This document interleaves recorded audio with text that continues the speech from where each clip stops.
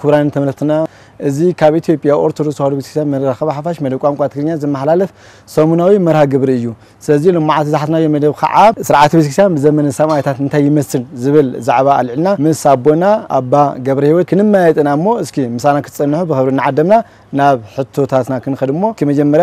أبونا مقعب سلام مساهم مقعد هنصنعكم صبو اسكي لمعاتي لومي زحزنا يوم مرة بزعباء سرعة بيسكسا بزمن السماء تنتهي يمثل زبل زعباء العنا كنما يتنامو اسكي مجمريا سمايت مالت انتهي مالتيو ايش سمايت مالت انه سما كابز بالقس زوص خوينو مسكر خوينو مالتي مسكر زخونه ويز مسك سلا يسوع كريستوس مسكر خوينو زحلفه مالتيو ازي دغمو مسكر بخلت عينت كفيلنا هريو نخل مسكر نو بحقي ممسكارن بحسد ممسكارن حجنا احنا زلينا بحق مسكر إنه قدسان أبتات كميلهم حق مسكرهم يسوع كريستوس نيجزي أبهر ودا أملاك مخانو مسكرهم زحلفوا حق مسكر سمعت مالتك مسكر كم زخانة مسكر مالتي إنه إجزابهر أملاكنا وين كقول كله نتيلا مسدحانو كيدمو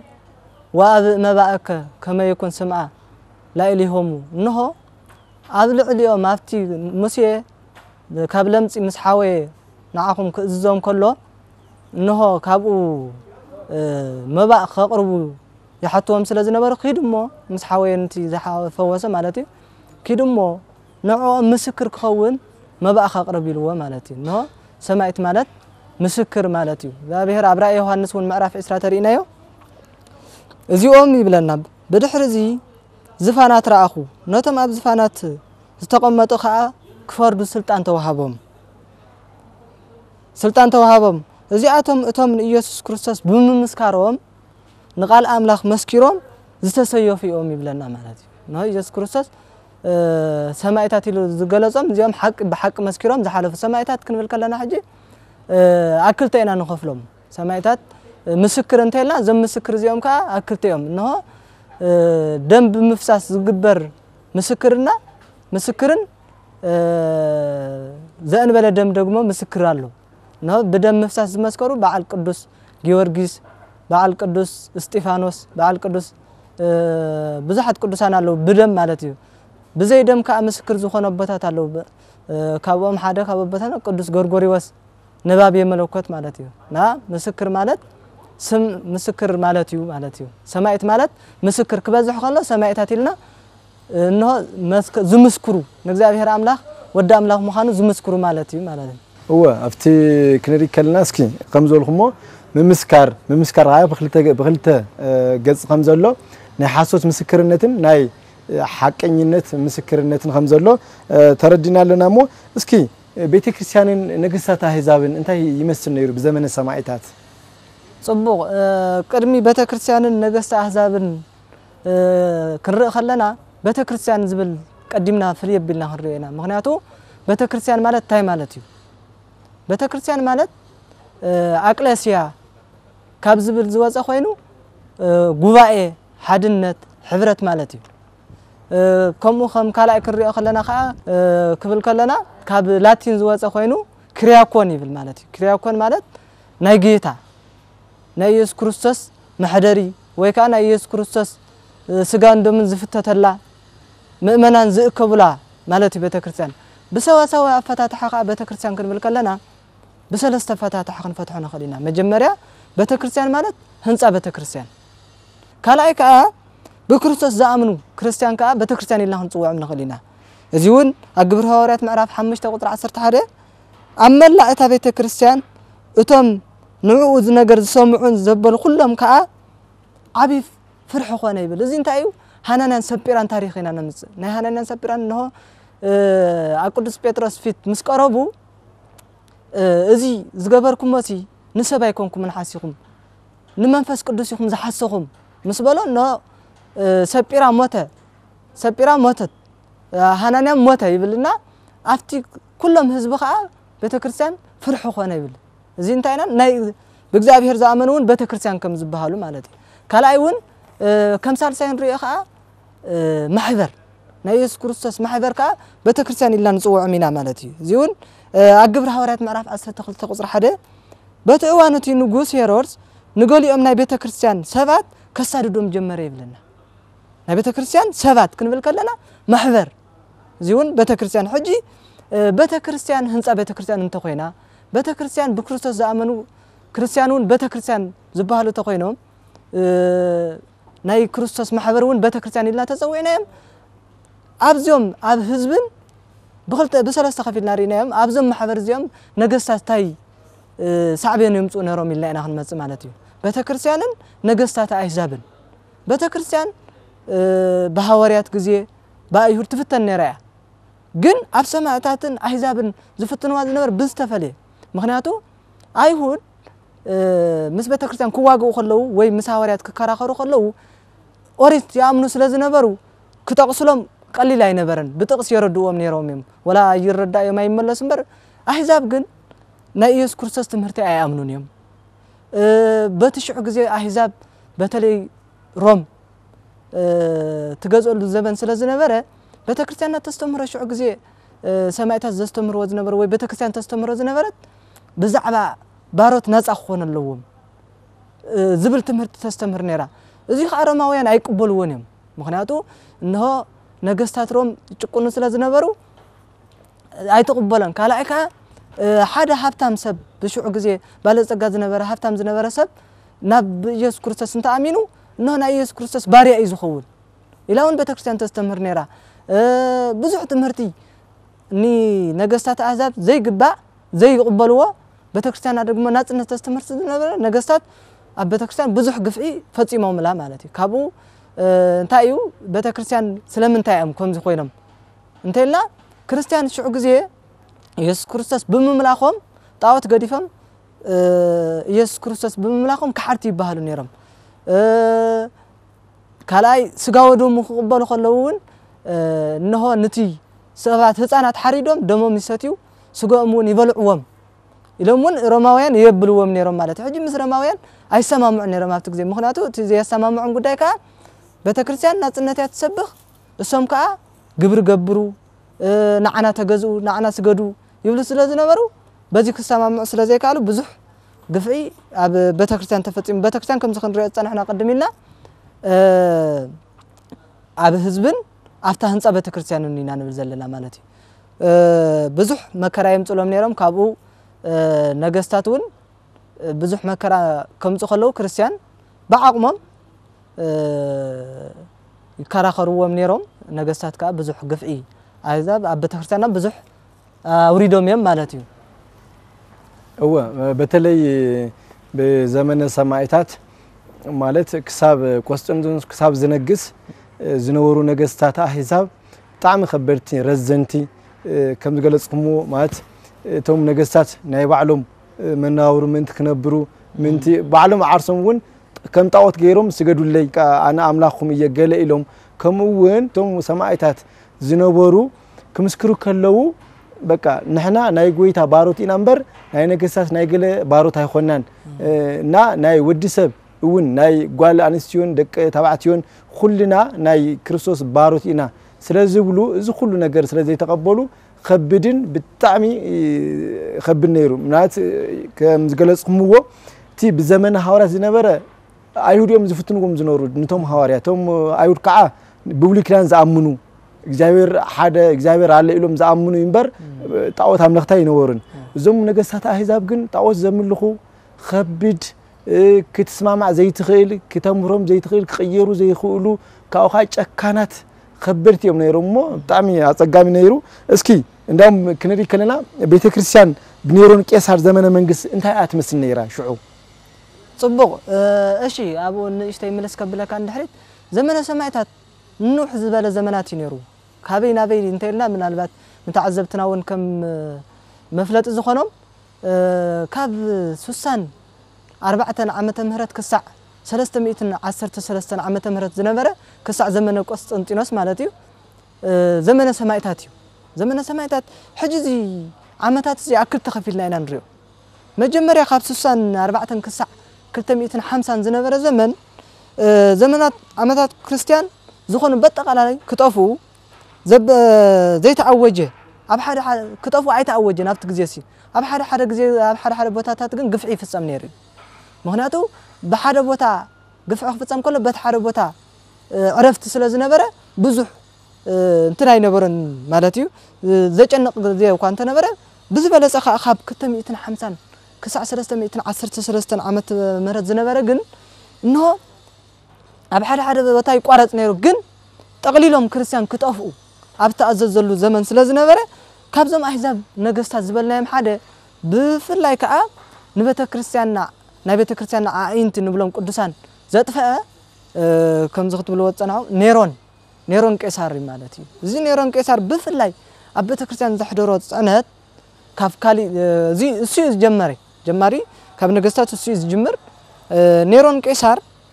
ابزي كاب 4 كسع 250 عامت زنبرو سلازنبره نبته كريستياننا زمصو انتاي غوديلاتيلا بمنتاينا نردو مبرحت مدفع مالت صلمات مراد انا بنت حجي اب حدا عدي مبرحت طفيو مالت انتاي كوينو مالتي ጨለማ ኮይኑ ወይ ጸልማት ኮይኑ مالتي توم ببرهان زمالالس زنبرو حزبي مبرحت طفيوم ናብ ዝخدو ዝጠفሉ مالتي زي ترينا من يمتم برهانات نيرون انتاي يطفيو برهانات فيه كون بالكلنا انتاي برهان امصي وبزي نيرون انتاي برهانات فيه كون بالكلنا اب نيرون غزي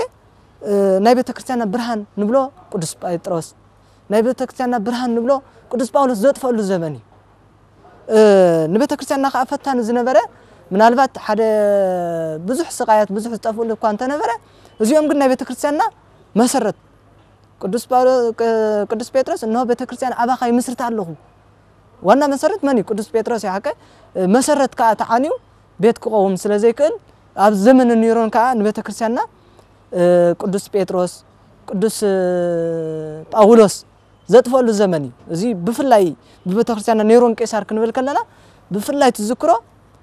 ناي بيت كريستيان انتي قدس بطرسنا قدس باولوس زطفلو زمن سلازنبره كبد يبلو معناتي بمنتاي مخنياتهم زيومك حجي كريستيان نمنتايهم غلص ابيدينا رقدمت ግን እንታይ ስለዝገበሪኦም ዝኹሉ ግፍ እዚ መጻም ነርተይላ ሓደ በቄሳር በዚኦም ኔሮን ቄሳር ወይ በቶም ካልአት ቄሳራት አይእመኑን ኔሮም ማለት ከም ዝክነ ብለ ጻናሕና ቀድሚልና እግዚአብሔር ንጉስ ሰማይን ምድርን ነው ንዑኢና ነገልግል ይብሉ ስለዝነበሩ አይአምኑዎም ምን የምነረም ካልአይ በዚ ዓባ ወታደር ሙኻን ናብ ቄሳር ወታደራት አይንኾንን يبلو سلاز نبر يوم تلوم نيرم كلاي كم زخنوا لصنعنا بزعبا سغاو دومنا يسوع كريستوس بزح سقاي نيروي بزبلص اگن بنيرون زمص نبر مكرا افتا هاجر اب روم زخونه منقطقاط مدري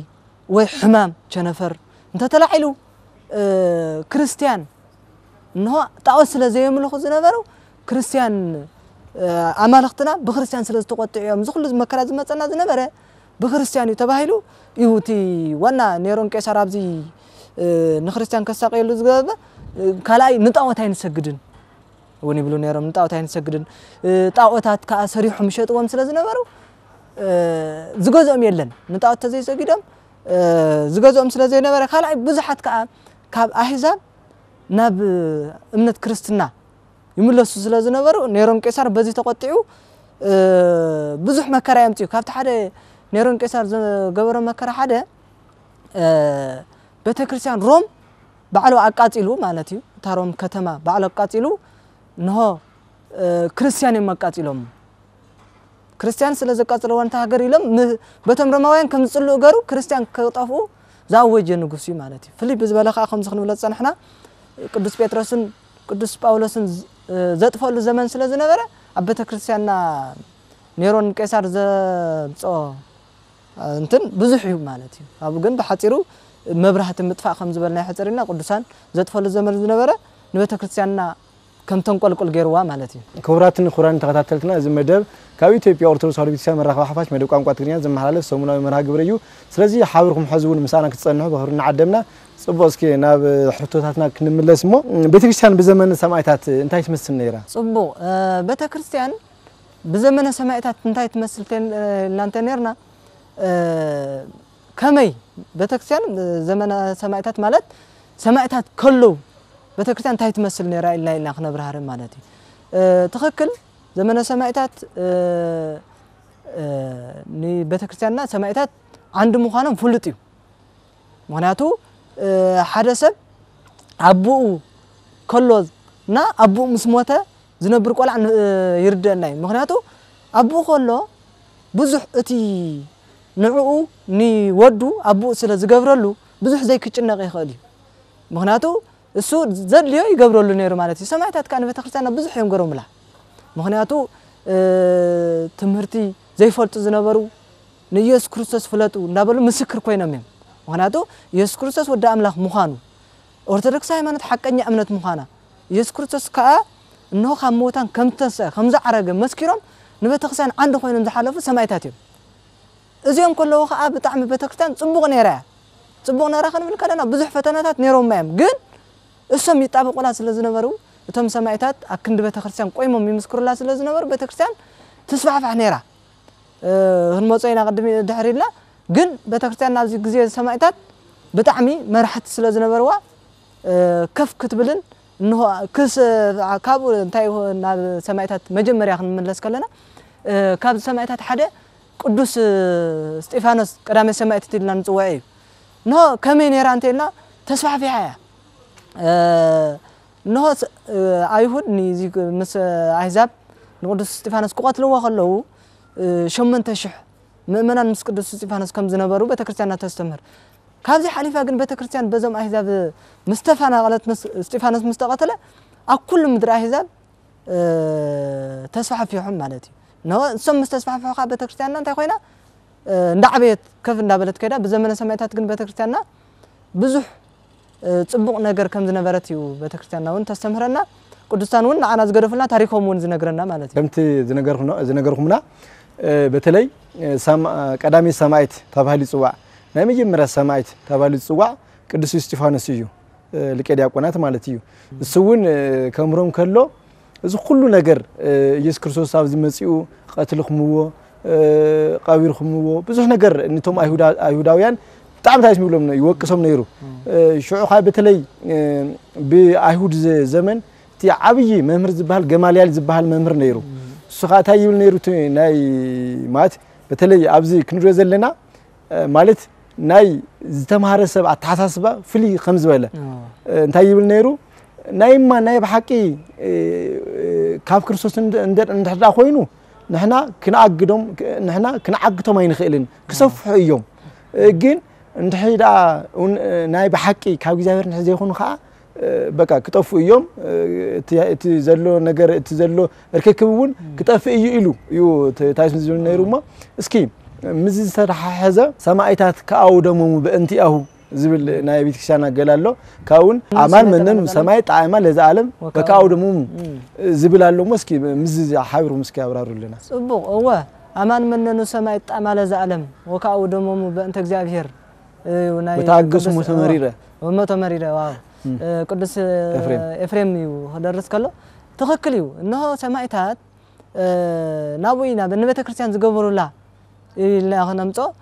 بيت كريستيان نايز عالم طعمي وين نايز عالم كله حلافي لهم منينهم نبت كريستيان نايز زجبروا لا دم مفساس مالت مغنياتو السم تحكي حزم ميم سمعت إلا مسكر كم زبالنا نحكي يومكم مسكروا واسيم قدوس استفانوس ون كم زي نبلت صنحنا سلا يسوع كريستوس يمسكروا نه سمعت خفيت الرقمة سلس قدس كم زرعي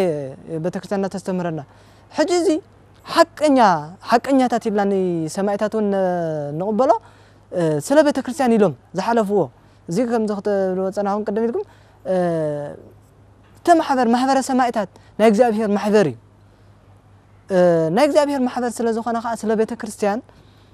نعا ايلوميم نبتكريستيان إلا تقلص إلا نبتكريستيان مالت نهنصا بتكريستيان نهو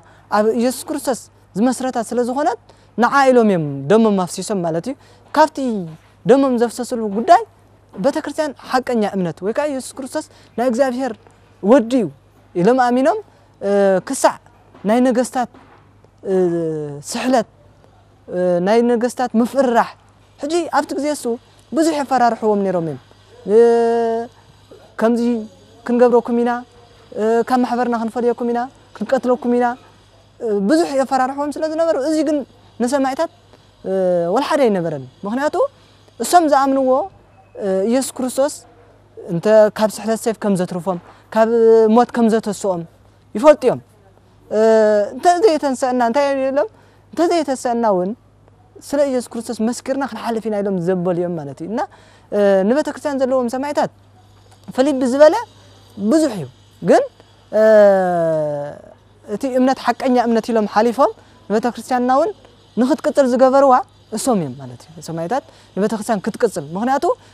ኣሕዛብ ዝሓስቡ ዝነበሩ ቤተ ክርስቲያን ንኽትጠፍእ ሰማዕታት ሕጂ ክልተ ንፅፅር ኢና ክንርኢ እንታይ እዩ ተሓሳብ ናይ ኣሕዛብ ሓሳብ እንታይ እዩ ነይሩ ቤተ ክርስቲያን ምጥፋእ ናይ ሰማዕታት ከ ቤተ ክርስቲያን ምቕፃል ማለት እዩ ሕጂ ሰማዕታት ተዘይቕፅልዋ ነይሮም ቤተ ክርስቲያን ኣብ ዘለናዮ ዘመን ምበፅሐት ሩ ኣይትበፅሕን ምክንያቱ ዋና መሰረት ዝኾኑ ሰማዕታት እዮም ንዓና ኣባና ክትበፅሕ ዝገበርዋ ሰማዕታት ንሊቃውንቲ ከም ዘብፅሕሎም ሊቃውንቲ ከዓ እንዳበለ ይቕፅል ናባና በፂሕሎም ማለት እዩ እና ቤተ ክርስቲያንና ንሰማዕታት ብብዝሕ እያ ትዝክሮም ንዕኦም ግን ሕጂ ፍልይ ዘብሎ ንሰማዕታት እንታይ እዩ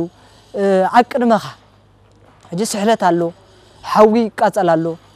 ኣቅድሚኦም እዚ ኩሉ እንዳረኣዩ ንሕና ሎሚ ክንመውት ንኽእል ኢና ግን ንሞቶ ስለ ቤተ ክርስቲያን ኢልና ኢና ስለ ኢየሱስ ክርስቶስ ኢልና ኢና ንመውት ኢሎም ሓሊፎም ማለት እዩ ግን ቤተ ክርስቲያንና ከዓ ክሳዕ ሎሚ ሰማዕታት تذكرهم تنبر نسمعتات كان بتكرتنا بعد عبي وقلتها يوم مالتي خبران تختاتتنا إذا مدب كاب إثيوبيا أرثوذكس هاري بيسام مرحبا حفاش مدب قام قاترنيا زم حلالف سومناوي مرحب جبري يومو لو ممكن ما يتقولوا زلنا يو بزعبة سرعات بتكريستيان بزمن السماعات أنت يمثل نيرو زبر زعبة حزنا ما يتقلنا مو صبغيو بتكريستيان بزمن السماعات مو خمي تسفافي صبغ بزمن السماعات بتكريستياننا خمي تسفافيها انتهينا حجي أسفح في حمايم سماعتات جن كسفح في حوا خلوا خميلهم يوم أسفح في حماينا عنه مهناتو زي زردنا نتايو سماعتات كاب سوسان 4 سلستن يولنا يو إذا حجي كم كافتم مجمري لنا نيرون كيسار على النمبر أبزوم زمن زي بزحت نقصات شكانات نقصات نيروميم كابهم حدا منيو دقليتيانوس زمن نبعل جيورجيس السيف زنبر دقليتيانوس زمن كا أبزي كزي زي كابو حنتي قال كنوسر تايزبل تفسأ ما يتسمعت قدوس بيتروس ناي سمعتات مجرشة نبلو سمعتنا كسع تفسأ ما يتعلم كسع عالم مجرشة علوي سمعتنا تايترف جن تفسأ ما يتسمعت إنه ناي سمعتات قفعي عباي تطويبل إلو تسأل قدوس بيتروس تفسأ ما يتسمعت تايبل دقليتيانوس يون تايلو كريستيان سي بمعنتي شح دقتول كي زلخ نمنت امكن كريستيان زي طفو يلم حجي تاي زبل كاب واحده انه منጭ تزي طفيسي كطف مايك قارص አይከድን ይሉ ዋ منጭ ዳ መንዩ منጭ ዳ ቅዱስ ጴጥሮስ አማዓንቲ شح ولا ተቀተልካ شح خلتا شح استمهرو امين زوعل ديلون قدوس بيتروس يبل مالت حجي زي كنرا خلنا منጭ خيطفا مايكو قارص አይከልኒ ማለት ታይ ማለት እዩ ሰማዕታት ንቤተ ክርስቲያን منጭዮም منጭ ተሃልዩ ከዓ ማይ ዛራ ይወርድ ብዙሕ ካብ ማይ ንጥቀም ማለት እዩ ሕጂ منጭ ስለዝኾኑ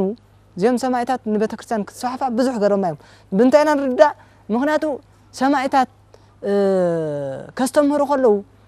ብዙሕ እቶም ዘይኣመንቲ ካብ ዘይምእማን ናብ ምእማን ይምለሱ ነይሮም እቶም ኣመንቲ ከዓ ኣብ ሃይማኖቶም ይጸንዑ ነይሮም ንሕና ንኢየሱስ ክርስቶስ ኢልና ህይወትና እንተሰኣና ጸገም የብሉን ምክንያቱ ኣርኣያ ኣለዎም ሰማዕታት ዝኾነ ነገር ንኽትገብር ንዓኻ ራእይ ኣለዎም ማከ ሰማዕታት ሐዋርያት ራእይ ኣለዎም ንቶም ሽዑ ዝነበሩ ህዝቢ ከዓ ሰማዕታት ናይ ሰማዕታት ተኸተልቲ ስለ ዝነበሩ ቤተ ክርስቲያንና ኣስፋሕፊሖማ ከስፋሕፊሖዋ ከለዉ ከዓ ነቲ ዘይኣምን እንዳእመኑ ነቶም ኣመንቲ ከዓ እንዳጸንዑ ምክንያቱ እዚ ንሪኦ ዘለና እሳት ግዝያዊ እሳት እዩ ኣብዚ ዓለም እዚ ብእሳት ተተበላዕና ኣብ ሰማይ ህይወት ክንረክብ ኢና እዚ ንሪኦ ዘለና ስሕለት እዚ ንሪኦ ዘለና ሰይፍ ንግዚኡ ስጋና ክቆርፀና ይኽእል እዩ ኢየሱስ ክርስቶስ እንታይ ዝብል እንሆ ንስጋኹም ዘጥፍእ ኣይትፍርሑ ንስጋኹም ዝቐትል ኣይትፍርሑ ነቲ ነብስኹምን ስጋኹምን ፈልዩ ናብ ገሃንም ከእቱ ዝኽእል ዳ ፍርሑ ኢሉ ሓቀ ሐዋርያት ከዓ ሰማዕታት ከዓ ነዚ ተኸቲሎም እዚ ንሪኦ ዘለና ሰይፍ ስጋ ዝቆርፅ እዩ ንሕና ግን ሕጂ ስጋና ተቆሪፅና ኣብ ሰማይ መንግስተ ሰማይ ክንወርስ ኢና ኢሎም ነቶም ህዝቢ የተባብዕዎም ነይሮም እቶም ህዝቢ ከዓ ንዕኦም እንዳረኣዩ እንታይ ይኾኑ ነይሮም ብመዓንቲ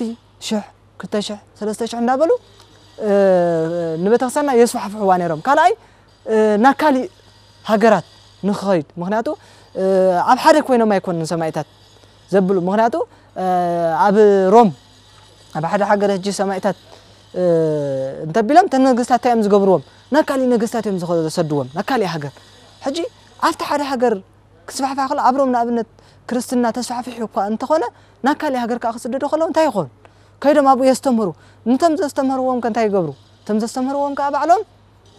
ከይዶም ንሶም ከዓ ያስተምህሩ ምክንያቱ እስጢፋኖስ ገሊፅና ፀኒሕና ኢና ኣብ እስጢፋኖስ ዘመን 8000 ኢና ናይ ሓቀ 8000 ጥራይ ተኮይኖም እንታይ ኣብ ሓደ ዮም ክኾኑ ክስፋሕፋሕ ኣይክእሉን እዮም እዚኦም ግን ቤተክርስትያን ናብ ካሊእ ሃገር ክኸዱ ከለዉ የስተምህሩ የጠምቁ እሶም ከዓ እቶም ዘስተምህርዎም እንታይ ይኾኑ ንኻሊእ የስተምህሩ ካልኣይ ይስየፍ ተኣምራት ከዓ ይርእዩ እዮም ካብኦም ምክንያቱ በዓል ቅዱስ ዲዮርጅስ ሰማዕታት እዮም ሓቀ ሰማዕታት ዲዮርጅስ ካብ ሞታን ክትስእ ከሎ እቲ ህዝቢ እንታይ ይገብር ማለት እዩ ተስፋ ገሩ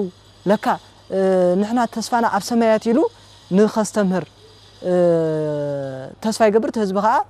የስተምህር ማለት እዩ እና ሰማዕታት ንቤተ ክርስቲያንና ዘስፋሕፍሕዋ ብብዙሕ ዓይነት እዮም መስፋሕፊሖማ ንባዕሎም ምስክር እንዳኾኑ መይቶም እንዳተስኡ ንኻልኦት ከዓ ንኻልእ ኣመንቲ ከዓ እንዳምሃሩ ማለት እዩ እንዳምሃሩ ብዙሕ ኣስፋሕፊሖም እዮም ካብኡ ከዓ ኣባና በፂኡ እንዳስፋሕፍሐ ከዓ ንቤተ ክርስቲያንና ኣስፋሕፊሐ በዚ ዓይነት ብብዙሕ ነገር እኳ ተስፋሕፊሕዎ ግን ብሕፅር ብዝበለ ከግዚኡ አንጻር በዚ ዓይነት ከዓ ንቤተ ክርስቲያንና የስፋሕፍሕዋ ነይሮም ማለት እዩ ማለቶም ሰማዕታት ክንሪኦም ከለና በተለይ ኣብ ሓዊ ዝኣትዉ ኣለዉ ብመጋዝ ዝስንጠቁ ኣለዉ ብሰይፍ ክሳዶም ዝሕረዱ ኣለዉ بوزح عينت ጸገማት ወይ ብዙሕ ዓይነት ሰማዕትነት እዮም ከፊሎም ማለት እዩ እና አው ክንሪ ከለና ቶም ሰማዕታት ከም ገብር ከለው ቶም ካቶም አህዛብ ካቶም ዘይአምኑ እና አምኑ ናታቶም ናርዩ እና አምኑ ሳተሙን ከማን ናአታቶም ዕጫ ናረኸቡ ብዙሕ ታይስም ገይሮም ኣለውሞ በተለይ ይሽዑ ዝነበሩ ናይ በሐቂ ናይ በሐቂ ወንጌል ምምስካር ናይ በሐቂ ናይ በቃ በሐቂ ምዝራብ بحق ممسكر زي مفرح طبوع مخان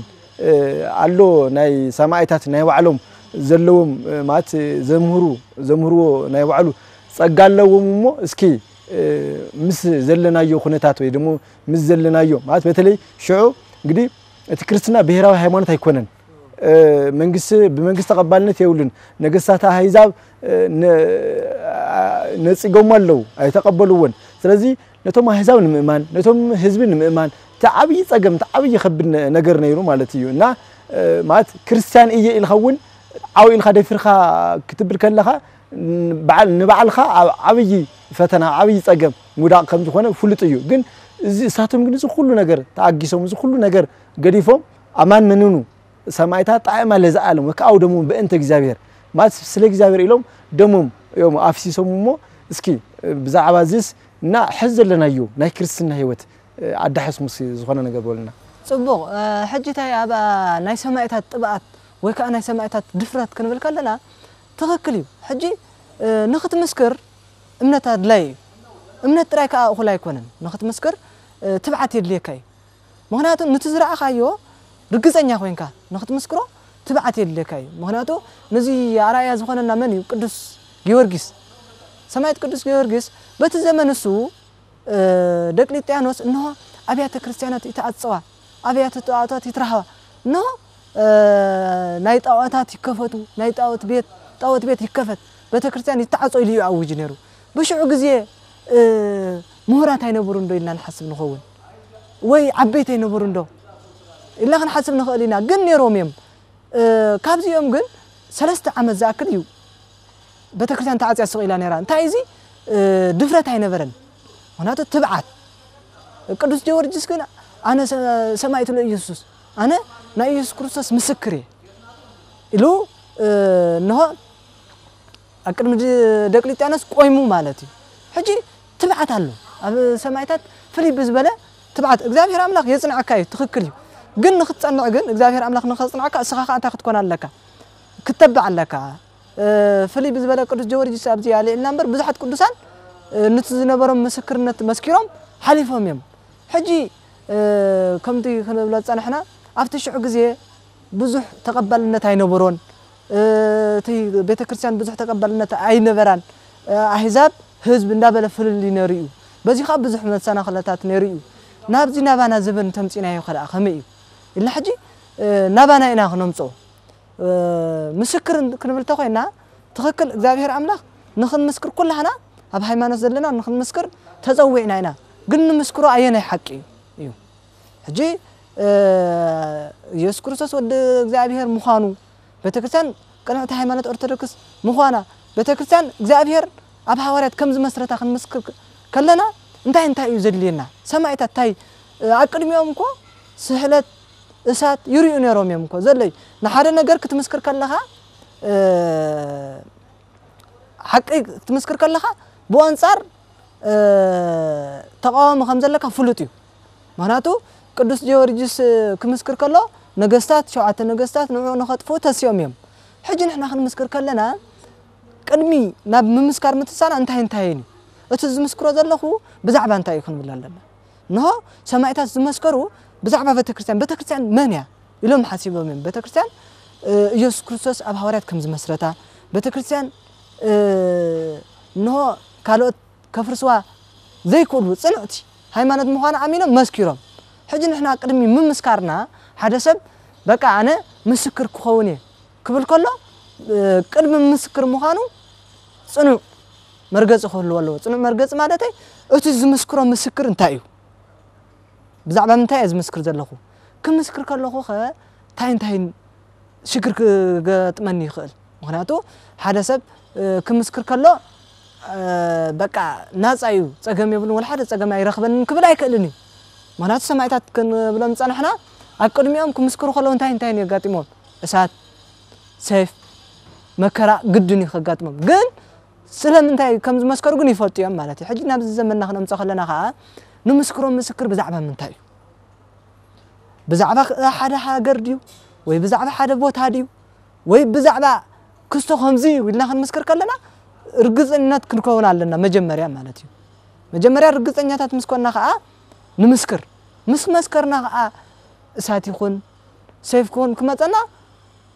ርግፀኛታት ኮይና ክንቅበሎ ኣለና ማለት እዩ ቅድመ ብምብፃሕና ግን ከም ዝኽብሎ ንምንታይ ዝደጋግሞ ዘለኹ ሓደ ሰባት ኣነ ናብነት ኣብዚ ዘመንና በተለይ ብፍላይ ኣብዚ ዘመንና መንእሰያት ወይ ከዓ ኣብ ሃይማኖት መጀመርያ ዘሎ ሰብ ኣነ ናይ ኢየሱስ ክርስቶስ ምስክር ይኽብል ይኽእል ግን እቲ ኣፍልጦ እቲ ርድኢት ወይ ጀማሪ ክርስቲያን ክኸውን ይኽእል ወይ ከዓ ርድኢት ዘይክህልወና ይኽእል እዩ ሽዑ ምስዓተና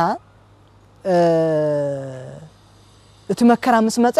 ክነቋርፆ ንኽእል ማለት እዩ ኣብዚኣ ኸማን ሃራ ምናልባት ታሪክ ንእሽተይ መለስ ከብለካ እንድሕሪት ከብለኩም ሰማዕታት ተናግራን ወይ ከዓ 40 ሃራ ንብሎምሲ ካብዚኦም እዞም 40 ሃራ ኢልና ንሓስቦም ጨካን ንጉስ እዩ ንሆ ኣብ ዘሳቂ ስቃይ ብጣዕሚ ስቃይ ዘለዎ ኣቢልዎም እቲዎም 40 ማለት እዩ ሕጂ ን40 መዓልቲ ዝኣክል እዩ ዘሳቂዮም ነይሩ እዚ ስቃይ እዚ ግን ካኣትዎ ከለዉ زمص يمصا مكرا كنعغسينا يلم ماتهم 40 معانتي 39 معانتي مس جبروا حنت معانتي مسترفتو حدا بقى مكرا صنيعني وصيو مالتي حجي مس وصه كافتم زي امنتي ابدغ صنحه تم 40 معانتي زفصم اخليل كورد ريو كوردلم ريو حنت اخليل جن زقبلا سينا اب لعل خصاف فري وخافتم زي امنتي مالتي وزياده سلا يسوع كريستوس انا مسكره حلف يلو اتيو تسقاي نحنت معانتي سقاي اتيو مكرا تقبلوا اخليل كم تقبلينا نفلت حجي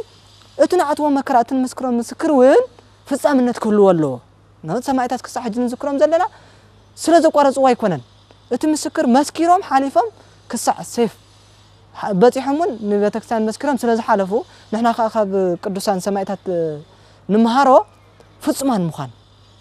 ابز غزيزي فصمان كنا سلا بتكريستياننا رغز قناعه ሃይማኖት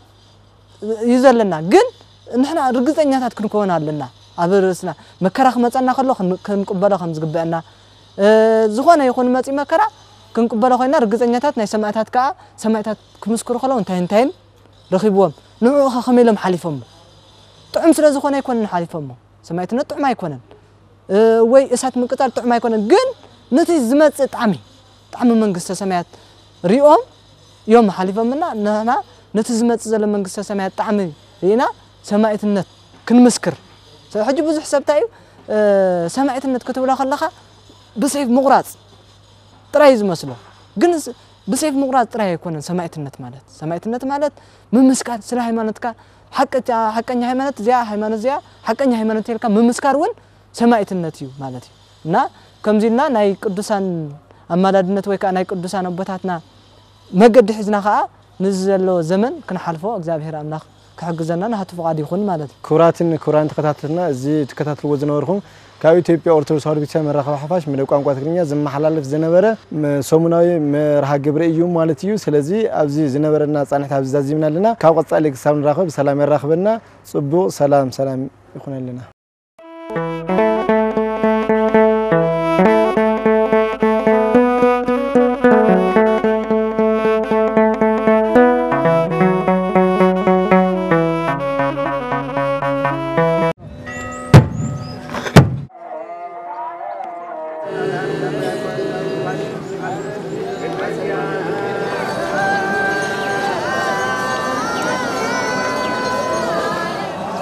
Thank you.